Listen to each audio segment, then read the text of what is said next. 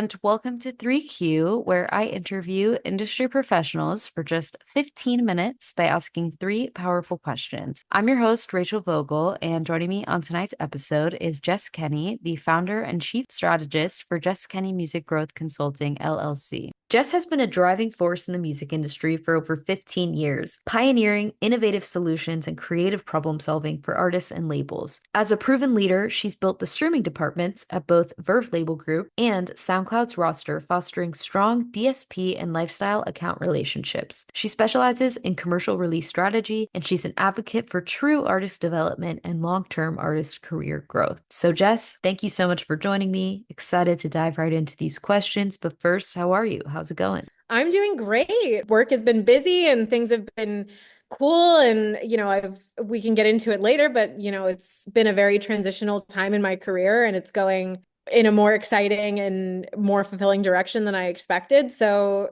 it's been really great and fun. And I'm just glad that we get to talk a little bit today.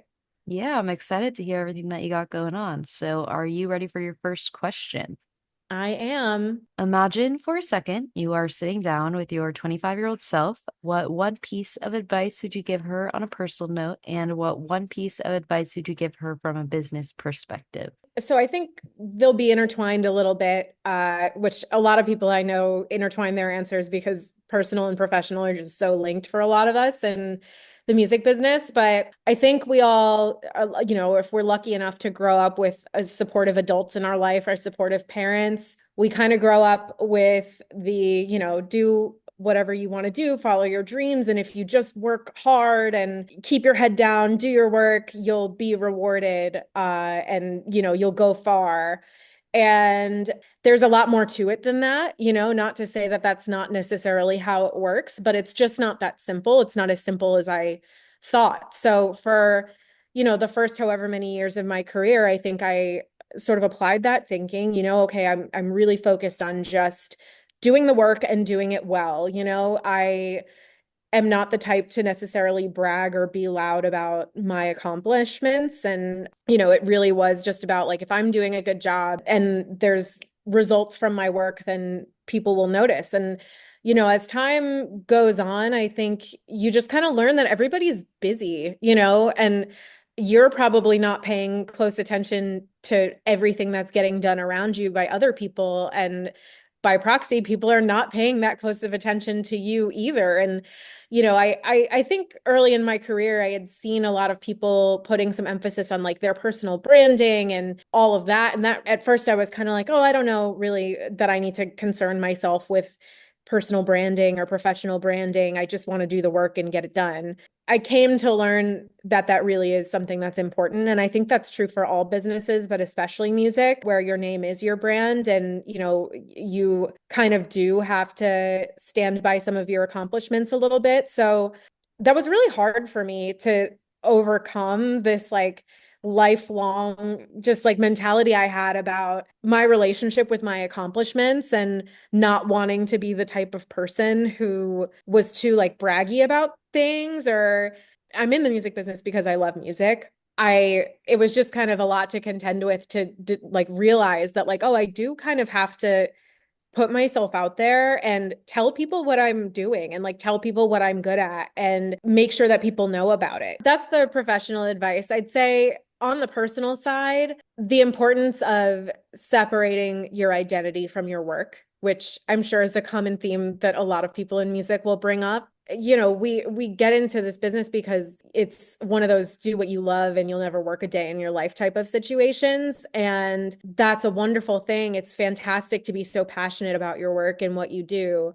But also, if you don't set up those boundaries for yourself, it can be almost a toxic love that you have, like in a toxic relationship that you have with your job, where you're giving so much to your professional endeavors that you're not really leaving anything left over for yourself. I think that's one of those lessons that you just don't really think you have to pay attention to until you burn yourself out a little bit. And then you realize, oh, wait a second, I should have done things a little bit differently, or maybe I should have focused on just spacing myself out from work a little bit. Because I think there were times in my career where I was going to so many shows and dinners and meetings and drinks with people and parties and all of those things that by the time I got to the weekend and by the time like a friend or family member invited me to their birthday party, I was like, oh my God, like I just want one unscheduled day. Like I had no energy left in the tank for the people that I love. And it was a challenging time. I again am since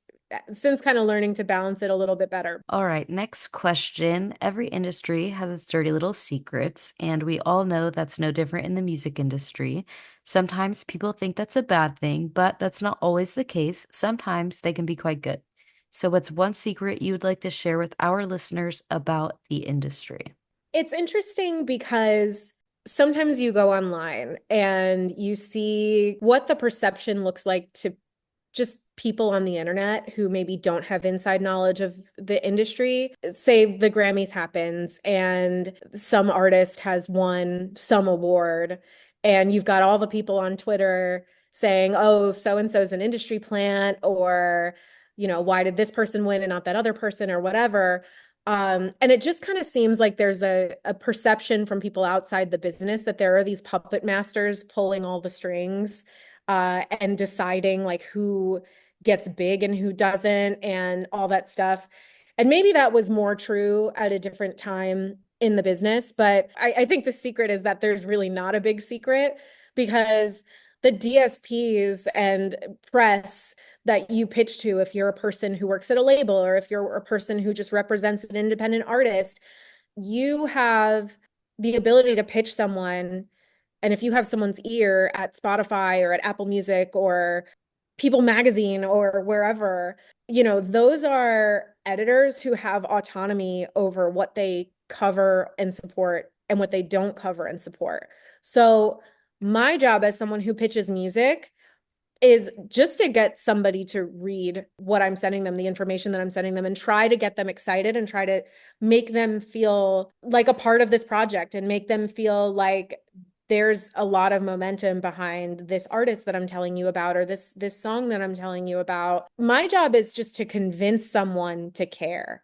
And it's then their decision of whether or not they would like to. And so anything that you see, any type of coverage, any sort of playlist, anything like that, those are decisions that are made by people who have the autonomy to make decisions. And also, you can't fake fan engagement either. And a lot of those decisions are based on what's happening organically and what the data says about how something is performing. Even if you're a major label with every advantage and you have direct access to get these people to listen to your pitches and pay attention to the artists that you're trying to get them excited about, you still cannot manufacture fan engagement, and you still cannot force anyone to support the project that you're promoting. I think that's a great point, because you also look at like all of the artists that you think are just making it now, but they've been putting in the work for 10 plus years. So, I mean, even somebody like a Sabrina Carpenter, who is obviously having an incredible year. This album that is out now, I think, is her ninth album. And so to some people, she might seem like an overnight success. Or I had seen some online discourse about her being an industry plant. And it's like, well, if she was an industry plant, that would have happened a long time ago. mhm. I mean, yes. Does she have a major label behind her? Yes. Does she have a lot of incredibly skilled professionals around her? Yes. But I think, it's because she's with a really strong team who knows how to navigate the business. It's not that those are people who are controlling what you listen to and what you don't, but they're people who know what to do with the access that they have. I agree. Last question. Throughout your career, I can only imagine you've been asked plenty of questions, whether for industry conferences, the media, or even a promotion. But throughout all of those interviews and all of those questions, there has to be one that you've never been asked but would have liked to. So, what is that question, and what would be your answer? Say you do a job interview or something like that. I think, especially as you get more senior in your career, people are turning to you for your knowledge. And, people are asking you like, what can I learn from you? What can you bring to the table? But I'm rarely asked in any sort of job interview setting or anything like that about what would I like to learn from the experience. And, because nobody knows everything. I mean, I may know a lot about navigating the commercial landscape and developing artists and succeeding in the DSP space and all of that. But I don't know everything, even after, 10 plus years specializing in that area. I still don't know everything. And a lot of us are just figuring stuff out together. So, I think I wish there was more opportunity in the business to just be a little bit more kind of free with sharing our experiences and kind of learning from one another, as opposed to, okay, you're the expert in this area, so you be over there. And then the person who's the expert at this thing is somewhere totally separate over here. I would love to observe how a sync and licensing team works, or the brand partnerships team. What does that look like? What conversations are you guys having? How is that similar to what I do when I pitch DSPs? I'm sure it can't be too different, and it's just, I think I'm not often asked what I would like to learn from the people around me, and I'm really hungry to learn. And I this industry is constantly changing, and no matter, everyone you meet knows something that you don't know. And so it's really exciting and fun to surround myself with out of the box thinkers.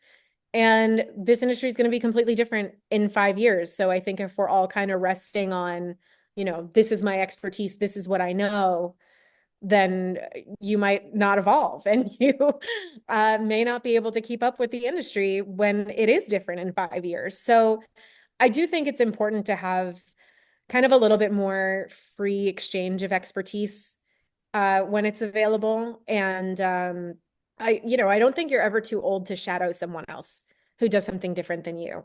So I've never been asked that, I don't think. And I wish that it was a question that people would ask more in interviews, because I think it would make for everybody being stronger at what they do. I think the more you understand different areas of the business, the better you can be in your area of the business, and the better you can work cross-functionally. And so, yeah, I think the industry would just be a lot better if we had more opportunities for stuff like that. Well, it's about time we close out tonight's episode, but Jess, thanks again for joining me. It's been a pleasure to have you on the podcast.